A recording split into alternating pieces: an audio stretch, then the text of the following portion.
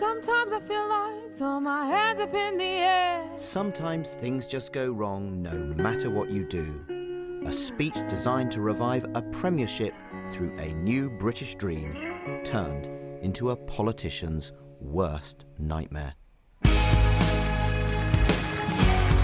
It all started so well as Theresa May spoke of the personal political journey that brought her all the way to number 10. And then she apologised for the election. We did not get the victory we wanted because our national campaign fell short. It was too scripted, too presidential, and it allowed the Labour Party to paint us as the voice of continuity when the public wanted to hear a message of change. I hold my hands up for that. I take responsibility. I led the campaign, and I am sorry. Theresa May was approaching the halfway point when there were the first signs that all was not quite normal. Cabinet ministers eyed the scene warily as the prankster Simon Brodkin hoved into view and handed over a fake P45 to Theresa May. Boris, job done there. Given her the P45. The Prime Minister, who is conscious of her own security, appeared briefly startled. After a lengthy pause, she managed a joke. I was about to talk about somebody I'd like to give a P45 to, and that's Jeremy Corbyn. Theresa May recovered her stride to press on with her signature announcements on housing and an energy cap, only to struggle with a coughing fit. The conference rallied to the Prime Minister, but some members of the audience needed a little encouragement. Luckily, an old university friend was on hand. Bad luck, of course, comes in threes. So in the final indignity, the lettering of the conference slogan started to fall off the wall. The Prime Minister rediscovered her voice at the end and was comforted by the man she calls her rock.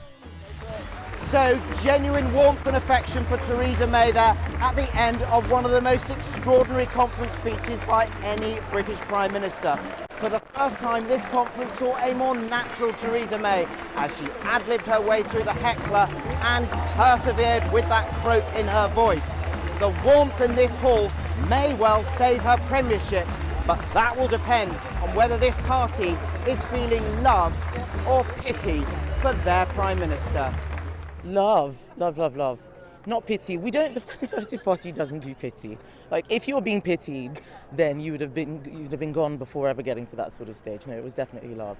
We like to see people who beat the odds. That's what gets us going. You know, people who just defy whatever obstacles are in their path. If you want a metaphor for a Prime Minister and a leader who can fight through difficulties, that speech was the perfect metaphor. You could really feel huge warmth from the hall. You know, it was difficult in terms of her cough, but you know, the hall really showed their support for her. I thought it was a very well thought out speech. Obviously, she was disrupted, held herself very well and continued with her theme, so I thought that was very good.